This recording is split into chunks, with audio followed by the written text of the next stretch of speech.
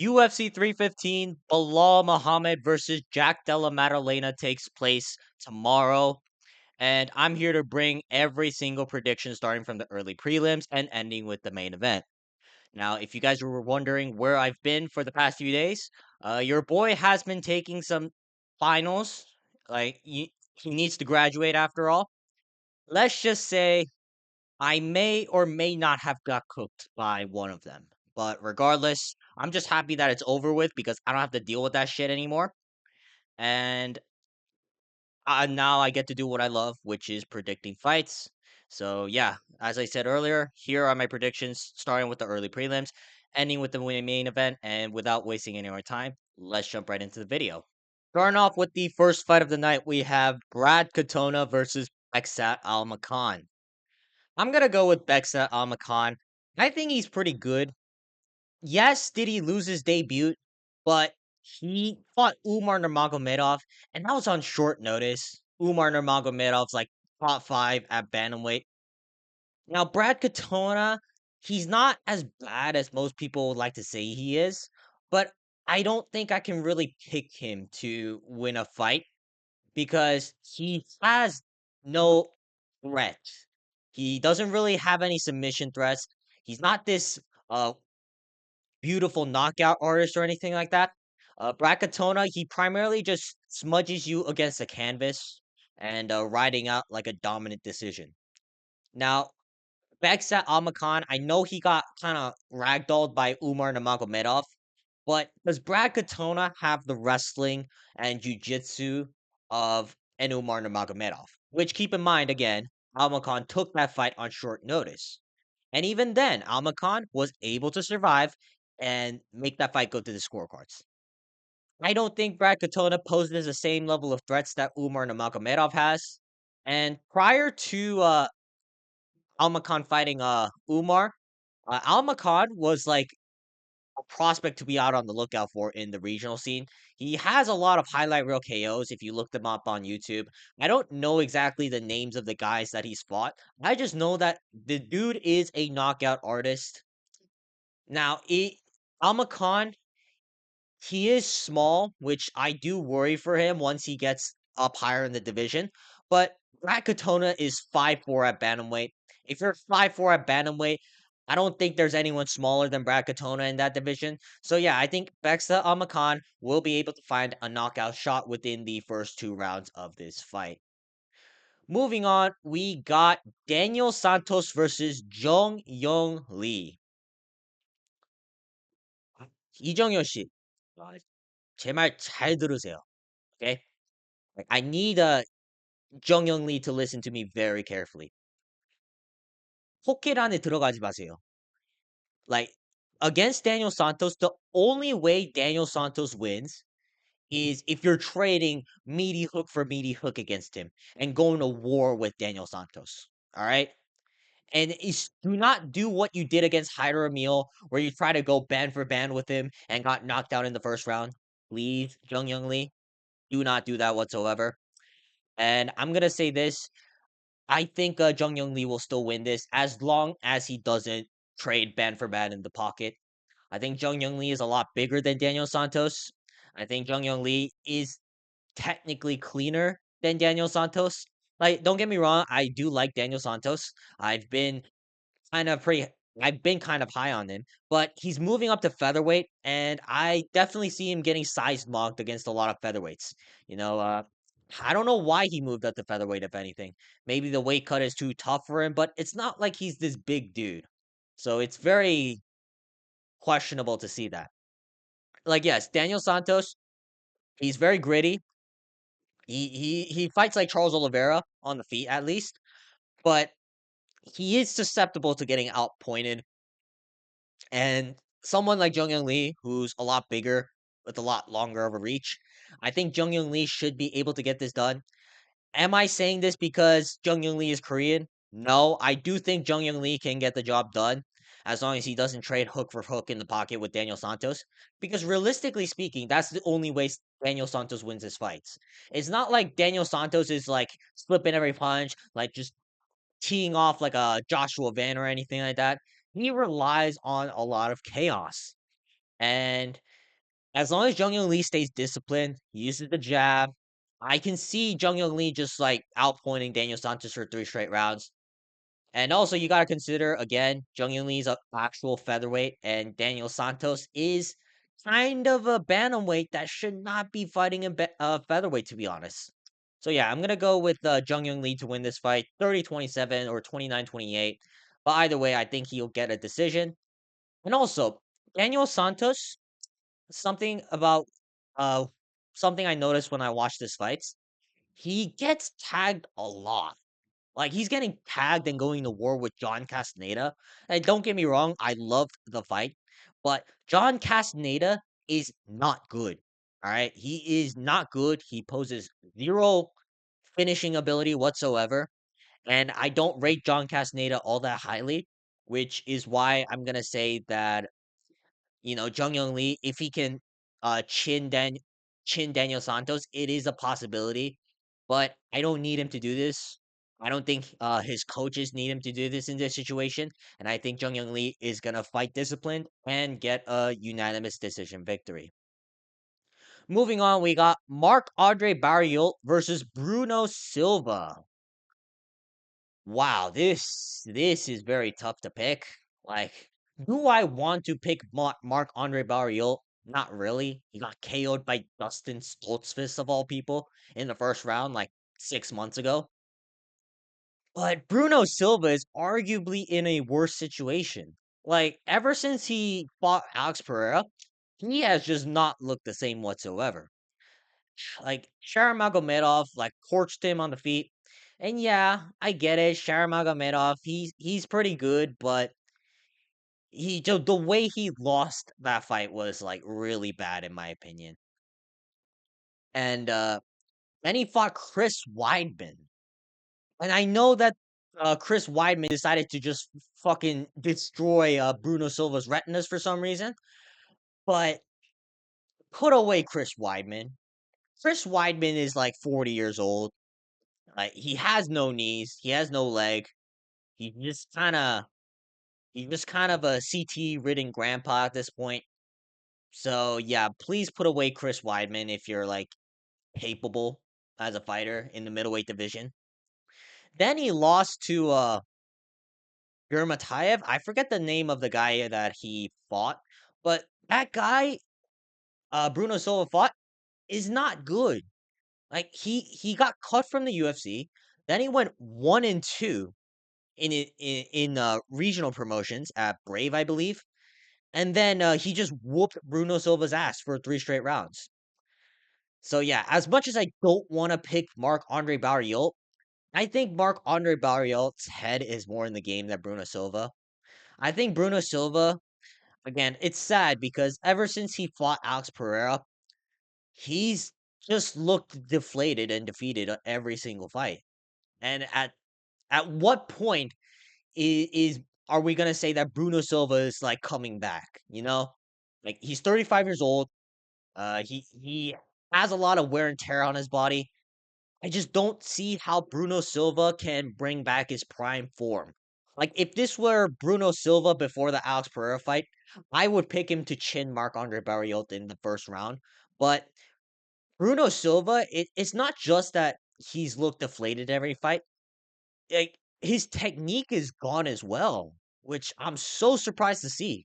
Because before, like, he would put some snap in his punches. He would like actually, he would actually look pretty good as a middleweight fighter. But ever since then, like, his punches look sloppy. He's like just flailing his arms around just to get people away from him. Like, I just can't trust Bruno Silva to win a fight at this point. Would I love to see Bruno Silva win? Yes, but unfortunately, I don't think that's going to happen. And Marc-Andre Barriult is probably going to win this fight 30-27. Like, he's not really a guy that, like, knocks people out, but he knows how to, like, grind out a fight if his opponent doesn't chin him in the first round. So, yeah, I'm going to say that Marc-Andre Barriult wins 30-27. And unfortunately, that's going to be end for Bruno Silva's career. Moving on, we got Navajo Stirling versus Ivan Erslan. I'm gonna go with Navajo Stirling. Like, Ivan Erslan, I was not impressed by his performance against Ion Cutelaba whatsoever. And to be fair, I think he took that fight on short notice, I believe, at the Paris card with Moicano versus Santanis. But again, I just didn't find anything impressive from Ivan Erslan. If anything, that made me question whether or not Cutelaba is completely washed. But we'll get to him in the next fight. Well, yeah, I just don't think Urslan's that good. And don't get me wrong, Sterling, he kind of shit the bed against Tuco Tacos. Like Tuco Tacos is like there for anyone to like just chin if the UFC really wants a highlight reel KO. But yes, I think the Sterling is the overall more technical fighter out of the two, and he's a lot younger than Ivan Urslan, so I reckon that Sterling will be able to develop his game more. Unlike Ivan Urslan, who's like 34 or 33 years old, and he has a 14-4 record. Navajo Sterling, again, I don't think he's all that amazing, but the UFC want him to win. The UFC, I think I think he just looked shit because it was his debut fight. And I reckon that Navajo Sterling is drastically improving because he's 26 or 27 years old at light heavyweight, which is like notorious for like old as fuck prospects. So I'm gonna say that Sterling should win this fight. Do I pick him to knock out Ivan Arslan? I don't think so. Like Navajo Sterling, he has the city kickboxing style. You're just like point and move, just like tapping out of range, like throwing leg kicks only, like occasionally throwing the jab and shit. But Sterling's a lot cleaner than Urslan, in my opinion. And in a pure kickboxing match, unless Urslan is going to shoot takedowns, I don't see Urslan winning whatsoever. It's not like Erslan's even shown that level of capability with his grappling. So yeah, I'm gonna say that Navajo Sterling wins this fight 30-27 on the scorecards. Moving on, we got Modestas Bukauskas versus Ion Cutelaba. Now, Ion Cutelaba is a favorite. So that already is telling me that you should consider Modestas Bukauskas to win this fight because Ion Cutelaba, he's very talented. I think he's way more talented than Modestas Bukauskas, but he is retarded. Like, no offense, Ion Cutelaba. I love the way you fight, but through a fault, you fight like a retard. Like, I don't. But at the same time, I just don't think that Modestas Bukauskas can win this fight. The only way I see Bukauskas winning this fight is if he plays it perfect for 3 straight rounds. Bukauskas isn't this guy with like uh great finishing capability. He's not someone with like crazy power in his hands. Like, he's a very good technical kickboxer that can get pressure. And I believe that Ion Cutelaba is gonna bring that pressure with his physicality. Like Ion Cutelaba, he's gonna start looking for takedowns. He's gonna throw big meaty hooks in the pocket and before shooting in for a takedown. And once he gets the takedown against Bukauskas, I reckon that Cutelaba is gonna ragdoll Bukauskas. I'd say like probably like what round 1 or 2 arm triangle, if not ground and pound TKO. But yeah, Cutelaba, even though you can't really trust him to win a fight because of his IQ, he's been getting better. He's starting to use more of his grappling, which I really like because most light heavyweights can't grapple for shit. And I think that Cutelaba is going to be able to find the hips of Bukauskas, take him down, and just ragdoll him. Bukauskas, again, he he's very timid. He can get pressured. I reckon that Bukauskas is going to fight off the back foot a lot in this fight because Cutelaba is dangerous. Unless this fight goes to the third round, I say that Cutelaba is probably gonna ragdoll Bukauskas. Like there is a chance that Bukauskas survives the early onslaught, but I don't think so. I really don't think so. Bukauskas is pretty chinny. He lost to Vitor Petrino, which in hindsight is a terrible look because Vitor Petrino is mid, and I reckon that again, the only way Bukauskas wins is if he fights perfectly for 3 rounds, and I don't see Bukauskas fighting perfectly for 3 rounds. At some point, Cutelaba is gonna put on the physicality. He's gonna pressure Bukauskas up against the cage and either tee off on him or just like take him down and ragdoll him. So yeah, I'm picking Ion Cutelaba to get like a round 1 or 2 finish. Primarily using his grappling, but I I'm not completely disregarding like him absolutely chinning Bukauskas because Bukauskas has been chinned before, like by guys I do not rate whatsoever. Moving on, we got Jessica Andrade versus Jasmine Jasudavicius. This is actually a pretty good women's fight, which is rare for me to say on this channel. I'm gonna go with Jasmine Jasudavicius. I think Jessica Andrade is a little bit too small to be hanging out at flyweight. Like if this were a strawweight, like Andrade is very good, but in flyweight, I think Andrade is gonna get ragdolled. Like Jasmine Jasudavicius, she's big, she's strong for the weight class, and she's got really good jujitsu and just overall grappling, which is kind of a weakness in Andrade's game. Now, is there a possibility that Andrade absolutely chins Jasudavicius? Yes, but when has Andrade ever done that? Like, it's been a while. Like, I know she does it, but it's been a very long time. I believe I don't really remember off the top of my head. Like, and I've been watching this sport for what, like 3, 4 years. So yeah, that should tell you whether or not like Andrade is if I trust Andrade to get like a highlight reel KO.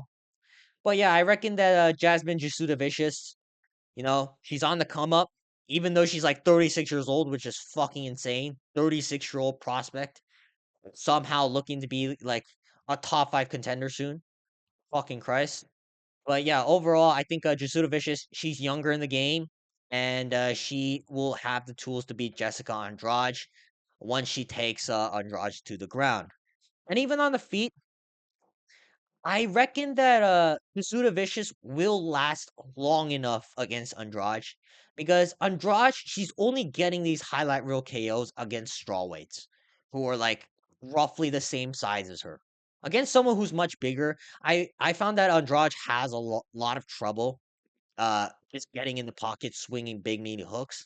Like against Natalia Silva, I know that Silva, she's very good at range, keeping range, but Andrade couldn't do shit for like 3 rounds.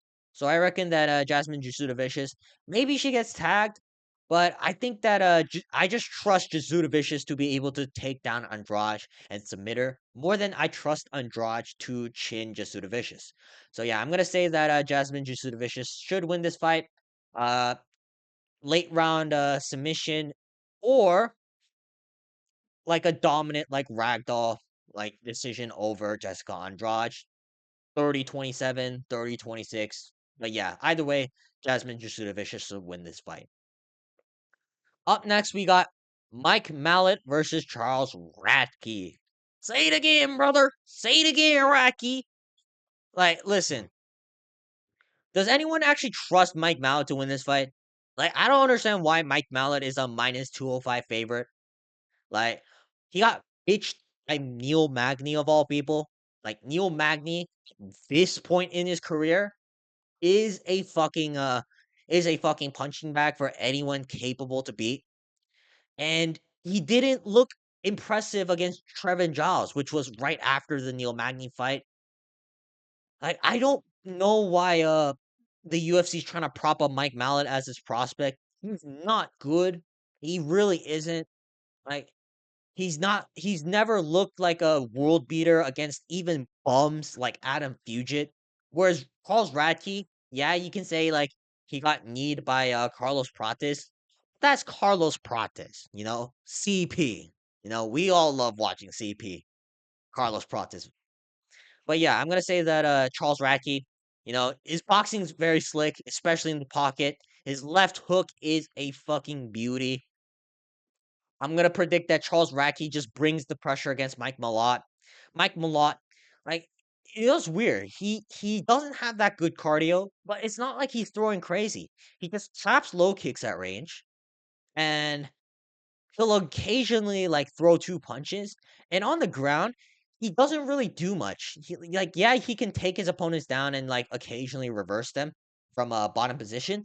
Outside of that, he's just trying to look for stupid ass leg locks or some bullshit like that off like fucking X guard. And I don't trust anyone who pulls fucking X guard in MMA. So I'm gonna say that Charles Radtke should be able to bring the pressure against Mike Mallot. We all know that Charles Radtke loves to go forward, swing big meaty hooks in the pocket, and find a round one TKO or knockout in general. And yeah, I'm gonna say that Charles Radtke, he's gonna knock out Mike Mallot with a left hook, and then right after, he's gonna call the Canadian fans the F word that rhymes with maggots that will get me banned indefinitely from looking for any jobs in the future. But yeah, I'm gonna say that Charles Radtke, he's gonna say it again, and then yeah, Canada might arrest him. But who cares? Because Radtke will probably get a performance bonus by knocking out Mike Mallett in the first round. Moving on to the main card, we got Benoit Saint Denis versus Kyle Prepolec. This is pretty straightforward. Who the fuck is Kyle Prepolec? Like Benoit Saint Denis should be able to destroy Kyle Prepolec. Sorry about that. Like Kyle Prepolec. Like again, who the fuck is this guy? I know he's filling in that short notice, but again, I think this was a regional guy who came up from a random Canadian promotion and is filling in as a short notice replacement for Joel Alvarez. And I reckon this is actually good for Benoit Saint Denis. Benoit Saint Denis was supposed to fight Joel Alvarez, and I reckon that Joel Alvarez would have destroyed him. But BSD, he he's looking to bounce back.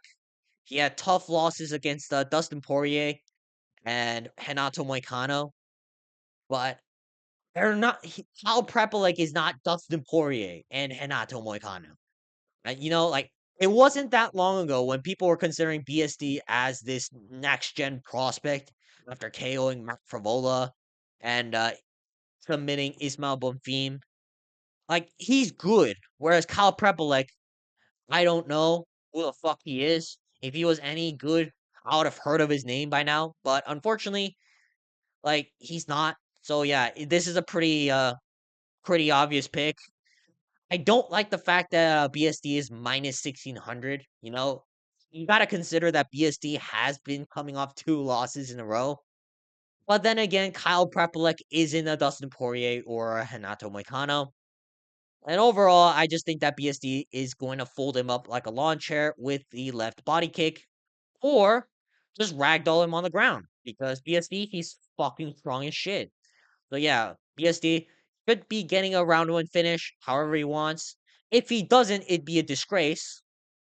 But yeah, that's how much I highly value BSD, and that's how lowly I value Kyle Prepolec. So yeah, this is pretty straightforward. I'm gonna stop talking about this fight. Moving on, we got Alexa Grasso versus Natalia Silva. Man, this is painful, bro. This really is. I love Alexa Grasso, my foot queen, you know, suck on them toes. I'm kidding, I'm kidding. But I think this is a very tough matchup for Alexa Grasso. Like Natalia Silva, she's actually good. She is really good. She's got very good kicks. She knows how to keep fights off out of range while on the back foot. And I rate that very highly. And especially against a fighter like Alexa Grasso. Alexa Grasso, yeah, she's got good power in her hands, but she's very plotty. She doesn't move very well. She doesn't throw kicks very well. She can't really check kicks very well. I think Alexa Grasso is gonna have a hard time finding the range against Natalia Silva. Who again, Silva knows how to keep range, and like actually knows how to throw very good kicks, which is crazy to say in women's MMA. But yeah, that's how highly I rate Natalia Silva. And unfortunately for my Mexican queen, I don't think she wins this fight. This is a very bad matchup for her. Like if Grasso was fighting someone else, I don't know who she would be fighting, but I just think there are much better matchups for Grasso than Natalia Silva. So yeah, I'm gonna say that Natalia Silva, she's gonna do what she does, dominant decision, 30-27, and she's gonna frustrate Grasso. And even if Grasso can get close, I think Silva can implement takedowns against Grasso. Like again, I love Alexa Grasso. She's my queen. but she looked really bad in the trilogy against Valentina Shevchenko. She just kept getting taken down every fucking time. Uh, Shevchenko even thought about shooting a takedown. So yeah, it just looks very bad for Grasso, momentum wise and style wise, which is why I can't pick her to win. Which is also why I'm picking Natalia Silva to win this fight 30-27, dominant. I don't think she's gonna get a TKO. You know, Grasso is tough, and it's not like Silva is known for KOing, getting all these highlight reel KOs. But yeah, I think she's just too long, too quick, and too tricky for Alexa Grasso to figure out over the course of 3 rounds. Moving on, we got Joel Alvarez versus Amin Zahabi, aka Ariel Helwani. I don't think anyone's picking Ariel Helwani, and rightfully so. Like Jose Aldo should whoop up Ariel Helwani over here, like within the first 2 rounds. Like, yeah, did Jose Aldo get robbed by Mario Bautista? Yes, but I kind of rate Mario Bautista as crazy as that sounds. You know, Mario Bautista, you know, he robbed Jose Aldo. Fuck Mario Bautista, but he's pretty good. I think he I think he beats Cheeto Vera, unfortunately, which I know it doesn't really say much, but it kind of proves that Bautista's like top 10 level at least. Whereas Eamon Zahavi, I don't even think he should be ranked. You know, he's had a lot of shit fights. Like the fight with was it Javid or Farid? Oh, I think it was Javid. Javid Bashara. He looked like they both looked shit. It was just that Zahabi kind of landed more. Against the fight with Ricky Tercios, again, both guys look shit. It was just that Zahabi landed slightly more. And against Pedro Munoz, I know he schooled Pedro Munoz, but at this point, who hasn't? Tyler Phillips, 30-26 Pedro Munoz. That don't tell me shit. Just because you beat Pedro Munoz, like you're gonna beat Jose Aldo. No, that's not how it works. Like you beat Pedro Munoz. Congrats. My nan did it last week. Everyone in the rankings of the bantamweight division has schooled Pedro Munoz. So I don't rate Zahabi as a ranked fighter. I think Aldo is too big of a step up in competition for Zahabi, and I think Aldo is going to ragdoll Zahabi. Not ragdoll, I mean just like spark out Zahabi over the first round or so. Anything other than that would be kind of disgraceful unless it's like a dominant 30-27 decision at least. But yeah, I just don't see what Zahabi's gonna do. Is he gonna implement the game of Mario Bautista? Like, no. Like, Zahabi has never done shit like that. And you gotta consider, like, Jose Aldo. Like, yeah, he gets held against the cage a lot, but he's getting held against the cage a lot by guys who you know are gonna do that shit. You know, like Mario Bautista, he's done it before. Like against Damon Blackshear, which, to be fair, I also thought that was a robbery. But Mario Bautista, again, he's done that like in multiple fights. Who else did this to Jose Aldo? Merab Dvalishvili. That shouldn't even go without saying. Merab is all he's known for. If he can't get the takedown, is just hugging you against the cage. And even Volkanovski, you know, Volkanovski, he's been implementing a lot of wall wrestling in his game. And even if he can't get it, he is very prone to just holding guys against the cage just to wear down the clock. So I don't think Sahabi's gonna develop that game at the age of 37. You know, he's a fucking rising prospect with a 12-2 record at the age of 37, which is just 1 year younger than Jose Aldo. Crazy to fucking say. But yeah, I just don't see what Zahabi's gonna do. Is he gonna outstrike Jose Aldo? No. He barely outstruck Farid Basharat, who is shit. So I'm gonna say that Jose Aldo, he should win this fight. You know, 30-27 should be the bare minimum. Anything else, I will be incredibly disappointed. If Zahabi wins, I am going to cry because this man should not be ranked.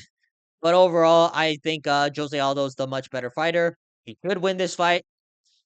And yeah, we're gonna never see Eamon Zahabi again because why the fuck are we promoting a 37-year-old Canadian prospect, UFC? Just because he's Canadian doesn't mean the fans like him. You know? Like, oh, he's the brother of the legendary coach Faraz Zahabi. He doesn't look good in any of his fights. He doesn't. Like, okay, other than Pedro Munoz, but Pedro Munoz is a walking punching bag at this point. Like against Ricky Tercios, he looked like shit. Against fucking uh Javid Basharat, he looked like shit.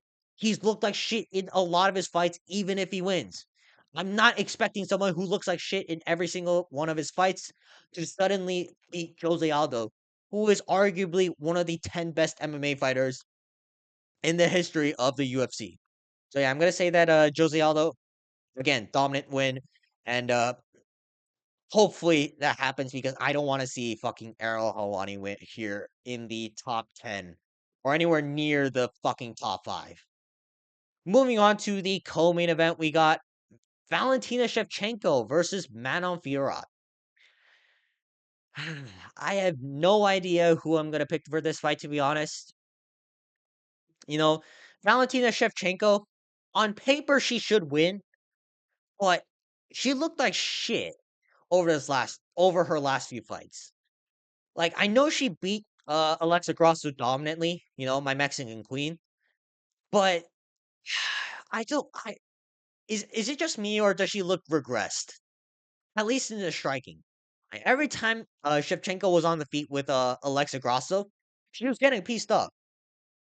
Was there much of that to be going on in their trilogy? Not really, but I don't see the old Shevchenko where she's like slick as fuck, moving in and out, just like throwing leg kicks off the back foot, just timing girls with shit.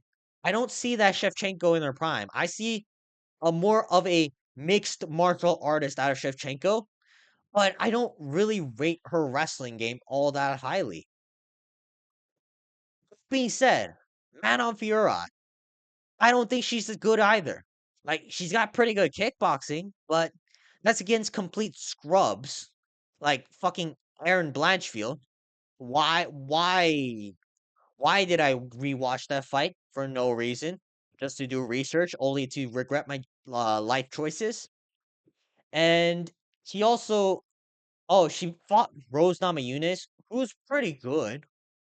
But that was Rose Namajunas with one hand, and he took her to a 29-28 decision. And I think Rose Namajunas is a less physical version of Valentina Shevchenko. Oh man, this fight is so hard to predict. I'm gonna go with Shevchenko. I'm gonna go with Shevchenko. I just don't trust Manafiora. Really don't. Which is crazy to say because she hasn't lost a fight in the UFC. But I've never been impressed by Manafiora. I really haven't. Like Shevchenko, yes, she looks regressed, but she's very experienced. I think she's well prepared. She prepares herself well for specific opponents, and I think I don't know if she's gonna get the takedowns necessarily, but she's very experienced against kickboxers, elite level kickboxers, especially like Manon Fiorot. Shevchenko. She came up as a kickboxer prior to like developing her grappling game, and I'd say that Fiorot, she's a little bit too green for this fight. Shevchenko, she's done all that. She she's fought the who's who, and I'm not wowed by Manon Fiorot, to be honest. Like Shevchenko, she should get the fight done probably by like a boring decision, but she's done this. She's done this. I think Manon Fiorot's gonna do too much. Actually, no, she doesn't really do much. Like in her fight with Aaron Blanchfield, all she did was like throw the left or right hook over and over again every time Blanchfield tried to walk forward. I think Shevchenko is smarter than Aaron Blanchfield on the feet. Like maybe her skills are a little bit dwindling, but she's got the experience. She will work around the fucking right hook of Manon Fiorot. And I think Shevchenko will be able to neutralize Manon Fiorot's game over the course of 5 rounds. I'm gonna say that Shevchenko wins a decision, but it's really hard because I can definitely see it from Manon. Shevchenko has looked a lot worse than in a lot of her previous fights. But I just don't think Manon Fiorot's all that special. So I'm going to go with Valentina Shevchenko to win 48-47, 49-46 decision. Moving on, we got to the main event, Belal Muhammad versus Jack Della Maddalena. Now, if you guys have been following my Instagram, I have been on a JDM Glizzy Gobble sesh over the past few days. And will that affect my predictions? Yes, because I'm picking JDM to win the fight. You know, like people are talking about, oh, we need Belal Muhammad to win to fight for the Islam versus Topuria fight. I'll be honest, I don't give a fuck because I don't really want to see Belal Muhammad win. You know, JDM is fucking sick to watch. Like, is it too hard to ask for a welterweight champion that can knock anybody the fuck out? You know, like we had Kamaru Usman, we had fucking Leon Edwards right after, and we have Belal Muhammad. Like, I'm sorry, I want a fucking fun champion, and people are out here like claiming that Belal Muhammad is fun to watch.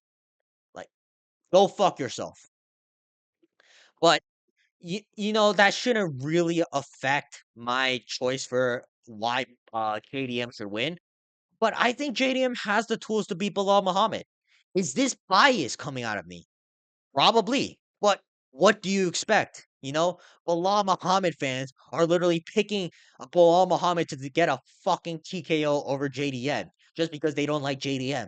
Like, what the fuck are we doing here? When the fuck has Belal Muhammad ever TKO'd someone? All right, like he did it to Sean Brady. Is he gonna do that again against JDM? Fuck no. Or at least I hope not. I swear to God, if Belal Muhammad TKOs JDM, I'm gonna quit watching the sport. But yeah, I just think that Belal Muhammad, again, his only path to victory is through 5-round decision.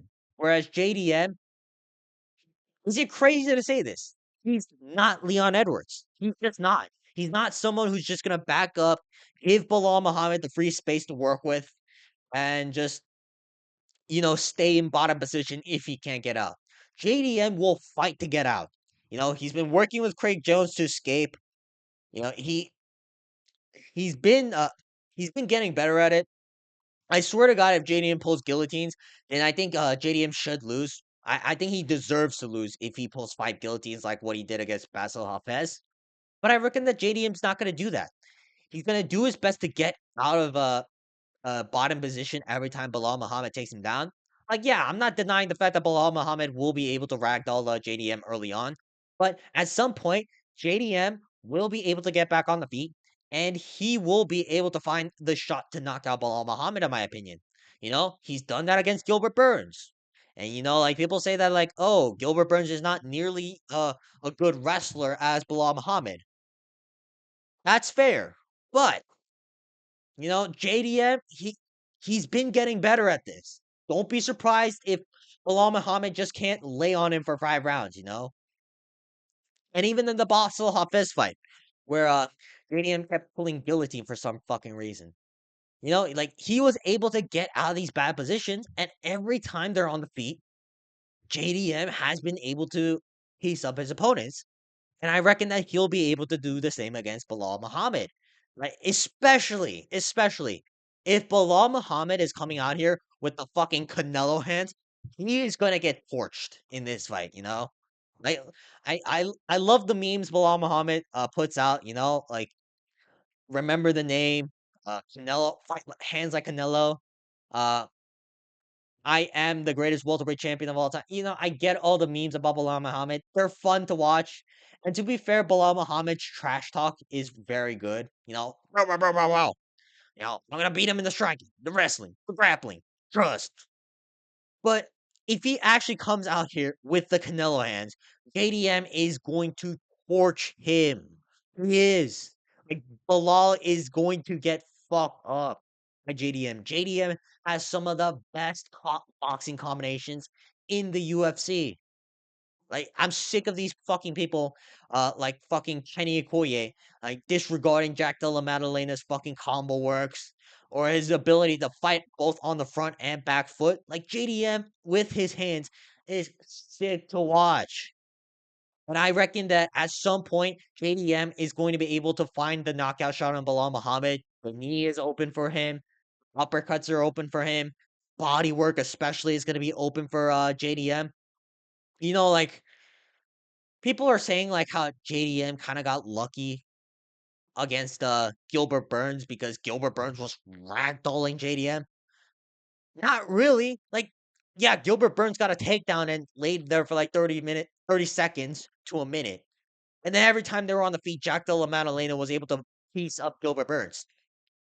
And now, is Bilal Muhammad worse than Gilbert Burns? No, I think he's a lot better than Gilbert Burns, but he's he's not beating JDM on the feet, and he's not gonna be able to hold down JDM for 5 rounds.